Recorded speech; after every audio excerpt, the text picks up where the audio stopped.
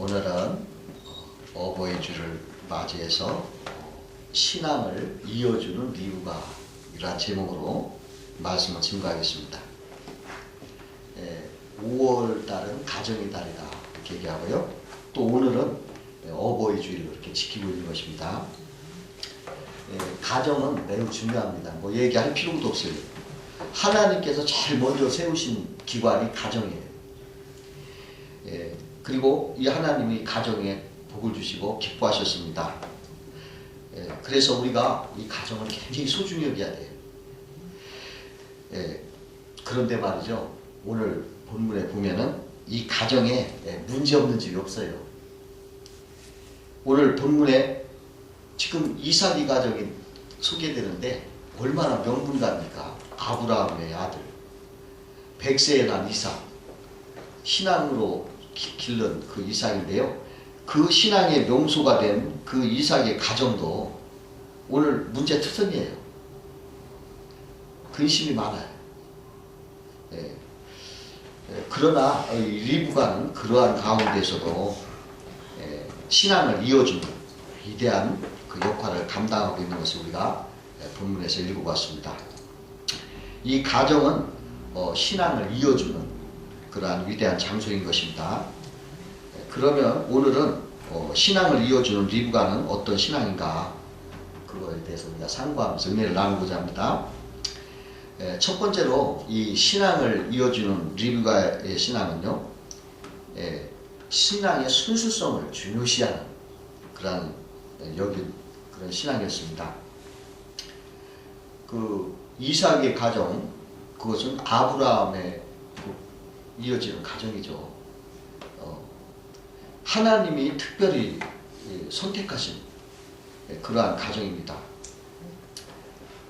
그런데 이곳에 어두운 그림자가 생겼어요. 그건 뭐냐면 그 쌍둥이 큰아들 에서가 그 구름을 맹긴 거예요. 에서는 말이죠, 세상적으로 볼 때는 손색 없는 사람이었습니다. 그러나 신앙적으로 보면은 그는 아버지 어머니와 영이 맞지 않는 거예요. 그래가지고서 부모의 근심을 끼치는 아들인 것을 우리가 성경에 볼 수가 있어요. 그는 육신의 사람이었다는 것입니다. 그가 사냥을 좋아하는 걸 봐서는 아주 몸이 강건하고 튼튼하고 또 아주 남자답고 그랬어요. 그리고 사냥을 잘하는 거 능력 있는 사람이다 이렇게 우리가 짐작할 수가 있습니다. 그런데 그 외모는 그렇게 좋은데 신앙이 없는 거예요. 신앙이. 그래가지고 그는 자기 욕구대로 막 사는 거예요. 되게 세상적으로 똑똑한 사람들, 내가 뭔가 할 수 있다는 사람들은 좀 신앙 갖기 어려운 것 같아요. 그래가지고 자기 마음대로, 욕구대로, 자기 힘대로, 지혜대로, 능력대로 부족함이 없이 막 사는 거예요. 부모의 말과 훈계도 안 들어요. 오늘 본문에 보니까 자기 마음대로 이방인 햇사람의 딸들을 자기 처로 삼아서 이삭과 리브가의 근심이 되었더라. 이렇게 창세기 26장 34절과 35절에 기록된 것을 우리가 볼 수가 있어요. 그냥 부모랑 그런 것까지 상의도 안 하고 자기 마음대로 하는 그러한 사람이었다는 것을 볼 수가 있어요. 또 그가 육신적으로는 그에 몰두하는 거예요. 그가 어느 날 그 육신적인 일에는 아주 몰두하지만 영적인 일은 되게 소홀한 사람이었는데 어느 날 그가 사냥을 하러 갔다 왔다가 집으로 돌아왔는데 배가 굉장히 고픈 거예요. 그래가지고 배가 굉장히 고픈 가운데 이렇게 보니까 동생이 그 야곱이 이렇게 팥죽을 끓이고 있어요. 그러니까 동생에게 야 내가 배고프니까 팥죽 한 그릇 좀 달라 그렇게 얘기를 합니다. 그러나 동생은 형님이 장작권을 내게 넘겨주면 내가 이 팥죽을 드리겠다 이렇게 힘정을 해요. 그때 에서가 배가 꼬르륵꼬르륵 하니까 지금 배가 고파서 죽을 지경인데 장작권이 무슨 소리냐. 그래 하고서 자작권을 주고서 그 팥죽 한 그릇을 받아먹어요. 그냥 팔아버렸어요. 이 영적인 일에는 이렇게 소홀한 거예요. 그 육신적인 일에 이렇게 몰두하는 사람이었어요. 이 리브가는 이런 에서의 이런 망령된 행동을 아주 크게 실망을 한 거예요. 그래가지고 리브가는 그 신앙적으로 신실한 사람이었기 때문에 이렇게 영에 맞지 않는 그러한 큰아들 에서보다는 비록 집안에서 그 샌님처럼 팥죽이나 끓지만 그러한 야곱이 영적으로 맞은 거예요. 그 영어의 일을 소중히 여기고 또 열망을 갖고 있고 또 부모님 말씀에 잘 순종도 하고 또 가정을 이렇게 평안케 하는 그 영적인 야곱에게 마음을 더 쏠리고 그에게 이 귀한 신앙을 계승해야겠다. 그렇게 마음속 깊이 이렇게 마음을 먹고 있었던 것입니다. 한 집안에서도 부모 자식 간에 또는 형제 지간이라도요 서로 간에 영이 맞지 않으면 불화가 생기고 서로 간에 근심이 생기는 것입니다. 육신의 영, 육과 성령은 이렇게 같이 동거가 안 되겠죠. 섞여지지 않는 거예요. 그래서 우리 가정은 말이죠. 이렇게 신앙의 순수한 영을 서로 맞춰가면서 자녀들이 바른 영으로 이렇게 이 땅을 살아가도록 이렇게 훈련해야 된다 하는 것을 우리에게 가르쳐 준 것입니다. 지금 이 에서는 아마 늘 그 육신적인 사랑을 즐기 위해서 사랑을 하다가 그 부모의 신앙을 배울 기회가 없었던 것 같아요. 그러나 야곱은 가정적인 사람이었어요. 가정적인. 그래가지고 항상 부모 밑에서 부모님을 늘 접하고 또 부모님의 가르침을 받아서 부모의 영을 본받게 된 것을 우리가 생각할 수가 있는 것입니다.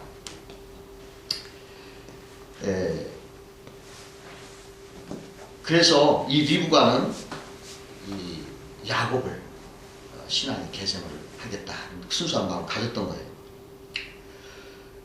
또 특히 이 리브가가 이 야곱을 선택한 이유는 그 야곱을 에서와 쌍태를 뵀었을 때 하나님이 응답을 해준 게 뭐냐면 큰 자가 어린 자를 섬기리라 그런 예언을 했어요. 그러니까 그 말씀을 그대로 믿고 그 하나님의 말씀대로 순수하게 따르려고 하는 그러한 마음이 신앙이 있었기 때문에 그렇게 생각을 했던 거예요. 그래가지고서 에서보다는 야곱이 이삭의 신앙을 계승하여 축복을 받도록 이렇게 노력하는 것을 오늘 본문에서 볼 수가 있는 것입니다.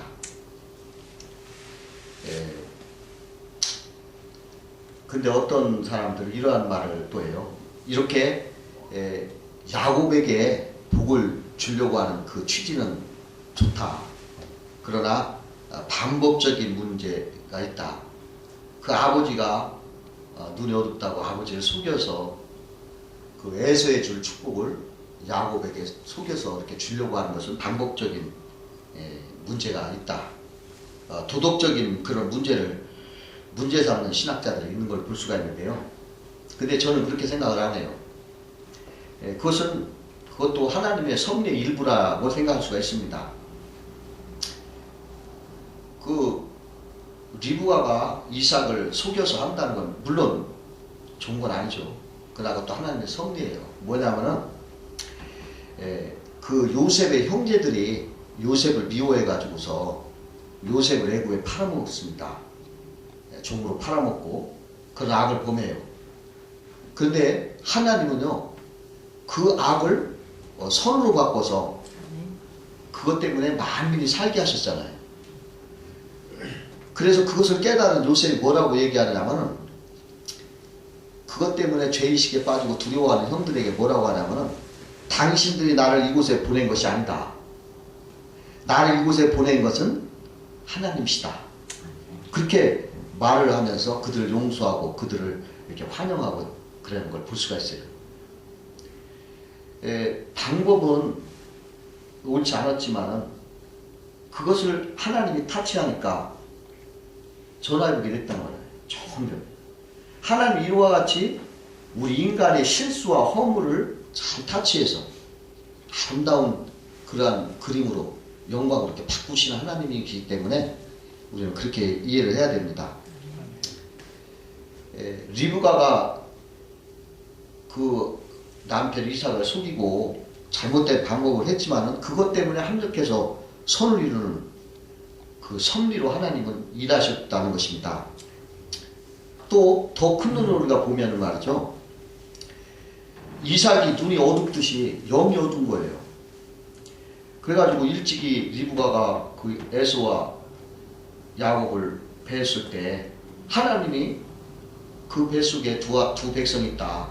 그러나 큰 자가 어린 자를 섬길 것이다. 이렇게 하나님이 분명히 야곱이 계승자가 된 것을 예언하신 것이 있거든요. 근데 지금 이 이삭은 지금 영이 어두운 사람이 돼가지고 그걸 깨닫지 못한 거예요. 그래가지고서 망령 때에 그 에서에게 그 축복의 계승을 주려고 그러는 거예요. 그러니까 죄를 범하고 있는 거예요. 그것을 리브가는 아주 지혜롭게 그 죄를 막고 이렇게 하나님의 방법을 이렇게 돌린 것이다 이렇게 볼 수도 있는 거 아닙니까? 어쨌든 신앙은 분별이 돼야 돼요. 육과 영이 분명히 구별이 돼야 되는 것입니다. 그래야 이 신앙이 올바른 거예요. 바로 이 리브가는 이렇게 올바른 신앙이 계승되기를 원했고 그 신앙이 순수했던 겁니다. 돼지에게 진주를 던져주면은 그건 안 되는 거예요. 이 리브가는 이 신앙을 이렇게 순수하게 사모했던 사람이었다는 것을 우리가 본문에서 알 수가 있는 것입니다. 두 번째로는 리브가는 신앙을 이어주려고 자기 희생을 각오한 신앙이었다 이렇게 얘기할 수가 있는 것입니다. 그 어느 날 이삭은 장남에게 에서를 불러가지고 야 네가 가서 사냥을 해와라. 그리고서 그것으로 별미를 만들어서 내게 가져오면 내가 그것을 배부르게 먹고 내가 내게 마음껏 축복해 주리라. 그렇게 말을 합니다.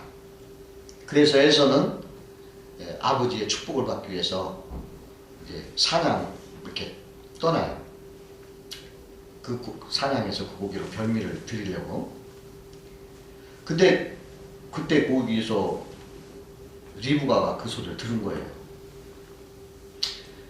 그러니까 리브가는 야곱을 부르는 거예요. 야곱아, 지금 아버지가 지금 에서에게 복을 주려고 사냥하러 보냈다. 네가 에서 대신 네가 아버지의 축복을 받아라. 그렇게 말을 해요.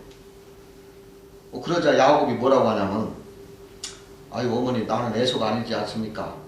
그리고 에서처럼 내가 살이 매끈매끈하고 털이 없어서 내가 에서라고 이렇게 하고 속이다면 아버지가 알아볼 때는 내가 축복 대신에 저주를 받을까 물었습니다. 이렇게 주저주하면서 가지 않으려고 그래요. 그때 리브가가 그 야곱에게 뭐라고 하냐면 너의 저주는 내게 돌리고 너는 복을 받아라. 그런 말을 하는 걸 볼 수가 있어요. 자기 사랑하는 아들에게 복된 그 신앙을 물려주기 위해서 그 저주를 자기가 받겠다. 그리고 너는 복만 받아라. 이게 어머니 마음이에요. 희생적인 어머니. 자기 자식을 사랑하는 어머니들은 정말 이렇게 그 저주를 내게 돌리고 너는 복을 받아라. 이러한 모습을 우리가 볼 수가 있는 것입니다. 그리고 나서 야 빨리 가서 지금 염소를 잡아라. 내가 그것으로 아버지 입맛에 잘 맞게 별미를 만들어서 아버지께 드리고 너에게 복을 받게 하겠다. 그리고 나서 보면 오늘 본문에 보니까 야곱에게 에서의 제일 좋은 가죽을 갖다 입히고 또 염소털로 그 야곱의 매끈한 살에다가 염소털을 막 붙여가지고 그 털보 에서의 몸처럼 이렇게 꾸미고 그래가지고서 아버지한테 가서 복을 받게 하는 것을 우리가 볼 수가 있는 것입니다. 여기서 리브가의 이 희생은 참 위대한 것입니다. 자기 자식으로 해서 저주를 내가 받겠다. 저주를 내게 돌려라. 그리고 너는 복만 받아라. 이러한 모습을 우리가 볼 수가 있어요. 이게 바로 우리 예수 그리스도의 십자가의 사랑이 바로 이러한 사랑인 것입니다. 예수님은 우리에게 복 주시려고 우리의 죄와 저주를 자기에게 돌리고 그리고서 너는 복을 받아라. 그렇게 말하신 거예요. 예수님은 우리의 죄와 저주를 자기에게 돌렸어요. 그래가지고 십자가에서 그 죄값을, 저주값을 자신이 돌려가지고 죽으셨어요. 피를 쏟아서. 그리고 나서 우리에게 복 주시려고 3일 만에 부활하셨습니다. 그래가지고서 우리가 한 몸이 되는 거예요. 예. 이 야곱은 원래 둘째 아들이기 때문에 아버지의 그 복을 받을 자격이 없었어요. 그러나 리브가의 그 사랑으로, 그 희생으로 다 리브가의 희생 아닙니까? 별미를 만들어주고 에서의 좋은 옷 입혀주고 몸에 털을 붙여주고 또 혹시 걸리면 내가 저주를 다 받겠다. 아주 그냥 모든 걸 책임져주고 이렇게 하잖아요. 자격이 없었지만은 그 리브가의 사랑으로 에서로 분장이 돼가지고 복을 받은 것을 볼 수가 있어요. 이것은 바로 여러분 이 십자가는 우리가 하나님 앞에 자격이 없어요. 모든 인생들은 죄인이기 때문에 우리가 하나님 앞에 감히 갈 수 있는 자격 있는 사람이 하나도 없어요. 그런데 예수 그리스도의 십자가는 우리를 대신하셔서 그 저주를 내가 돌리심으로 우리에게 그 저주를 자기가 돌려서 십자가에서 죽고 그 장자 대신 예수의 그 복을 우리에게 넘겨줌으로 하나님의 복이 임하도록 그렇게 한 것입니다. 이게 바로 십자가의 뜨거운 사랑인 것입니다. 이 가정에서 리브가는 뜨거운 사랑으로 야곱에게 신앙을 계승을 시켜준 것처럼 우리 예수님은 우리를 자격 없는 우리를 불러다가 하나님의 복을 받는 자격자로 만들어서 복을 받게 해주신 것을 우리는 알아야 되겠습니다. 세 번째로 신앙을 이어주는 리브가는 신앙 제일주의에 믿음이 있었다 이렇게 얘기할 수가 있는 것입니다. 리브가는 그 에서가 사냥하고 돌아온 후에 자기 축복을 야곱이 가르친 것을 깨달았어요. 그래가지고서 동생놈이 지난번에 내 팥주강으로 내 장자권을 뺐더니 이번에는 아버지를 속여서 나 대신 자기가 축복을 받았다. 이렇게 미워하는 거예요. 그리고서 이제 아버지가 돌아가신 날 얼마 안 남았으니까 내가 이제 죽이겠다. 이렇게 마음을 먹고 있어요.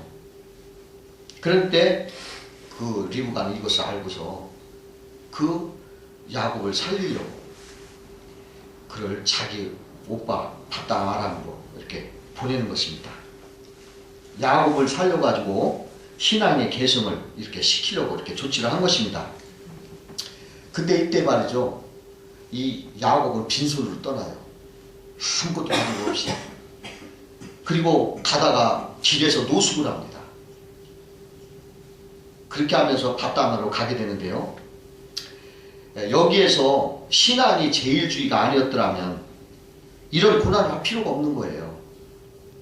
현실에 타협하면서 거기 안주하면서 이삭의 재산을 서로 나눠가지고 풍족하게 살아가는 그뿐이었어요. 그러나 신앙의 제일 중심인 그러한 믿음 때문에 재산도 버리고 권력도 다 버리고 오직 주의 축복의 말씀만 간직한 자에게 떠나간 거예요. 그렇게 되니까 그 이삭의 전 재산은 누구에게 넘어갑니까? 에서에게 넘어갑니다. 야곱은 아무것도 가진 거 없어요. 야곱이 가진 것은 오직 하나님의 축복의 언약뿐이 없어요. 이 땅에 있는 모든 재산 에서가 다 차지하고 자기는 아무것도 없이 하나님의 믿음, 신앙, 언약만 가지고 가는 거예요.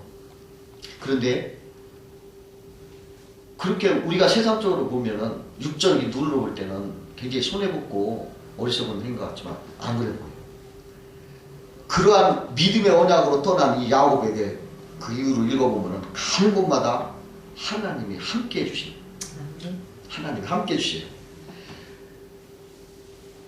그리고서 오랜 세월 막 함께 해주셔서 보니까 야곱이 굉장히 부자가 되는 걸 볼 수가 있어요. 그리고서 그 자녀들은 이스라엘 12지파가 되는 거예요. 또 야곱 자신도 그 야곱이라는 그 수치스러운 도적놈, 사기꾼이라는 뜻을 하나님이 뺐고 이스라엘이라는 이름을 부어줘요. 그래가지고서 아브라함과 이삭의 신앙을 이렇게 계승하게끔 이렇게 하신 걸 볼 수가 있어요. 그리고 그 12지파에서는 유다지파에서는 또 다윗 왕이 나오고 또 메시아가 나오고 그러한 복을 우리가 받는 걸 볼 수가 있어요. 그러나 에서는 모든 걸 차지한 것 같았지만 아버지의 재산은 자기가 차지했고 다 가진 것 같았지만은 세상에 잠깐 보이는 물질은 그가 가졌지만은 나중에 보니까 그 이름이 없어져요. 다 사라져버리고 없어요. 아무것도 남겨진 것이 없어요. 에서에게.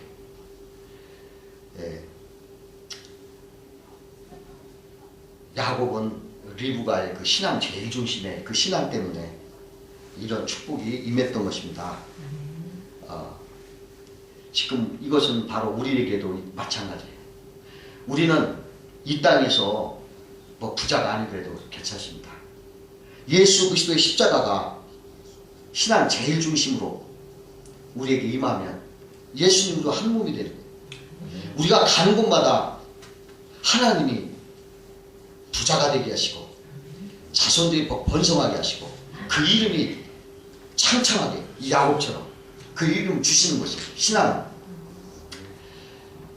신앙은 보이지 않지만 영원한 것이고 가장 복된 것입니다.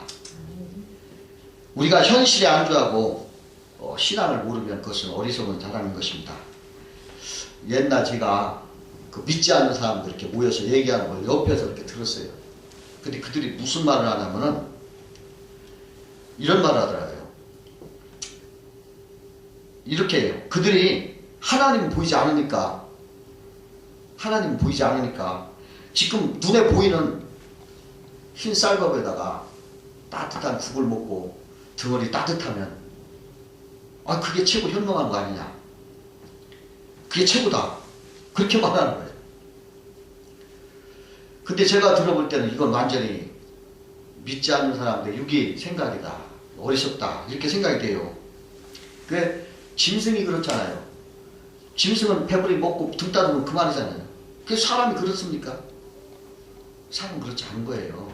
사람은 영적인 존재인 것입니다. 여러분,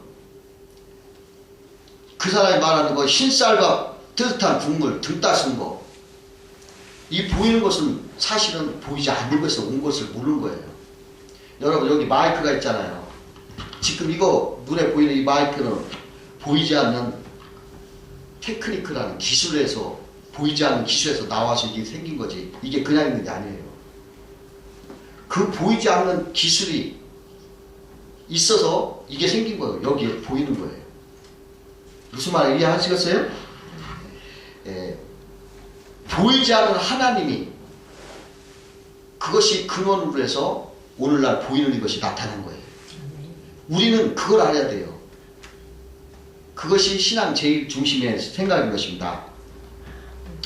우리 인생도 마찬가지예요. 아까 그 사람이 우리가 흰쌀밥 먹고 따뜻한 국물을 먹으면 최고다라고 하는데 그건 참 어리석은 거예요. 보이지 않는 것이, 보이지 않는 하나님의 DNA가 우리에게 있어가지고 우리가 지금 존재하는 거예요. 여러분, 우리가 지금 말하고 생각하고 여러분 이렇게 살고 있는 것은 하나님의 보이지 않는 DNA가 우리 속에 있기 때문에 내가 사람이 된 거죠. 그거 없이 어떻게 내가 사람이 됩니까? 로봇도 안 되고 아무것도 아니죠. 무예요. 보이지 않는 하나님이 내를 주장하고 있기 때문에 나는 사람으로서 역할하고 있는 거죠. 내 스스로 나온 거 아니잖아요. 내 스스로 지금 내가 작동하고 있는 게 아니잖아요. 내 속에 하나님의 성령이 나로 하여금 존재케 하는 거예요. 예, 여러분, 신앙 제일주의가 더 지혜로운 거예요. 겉으로 보이는 거, 그것은 에서 같은 삶은 잠순간이에요. 사라지고 없어지지만 신앙은 영원한 것입니다. 여러분, 신앙을 여러분들이 가질 때 영원하신 하나님이 여러분들을 도와주시고 여러분들이 가는 곳마다 한 몸이 되어 도와주셔요. 그래가지고 여러분들이 하는 것마다 복을 주십니다. 지금 이 야곱이 큰 복을 받아서 그 모든 복을 누리고 지금 오늘날까지 수천 년이 지난 지금까지도 그 영광을 나타내고 있잖아요. 이게 보이지 않는 신앙의 힘이라고 생각됩니다. 신앙 제일 중심. 물론 현재의 재산과 권력은 포기되었지만 나중에 보니까 이 놀라운 이러한 열매가 이 신앙에서 나온 것을 알고 여러분 신앙 제일 중심의 삶을 사시길 주의 이름으로 축원합니다. 네, 기도하시겠습니다.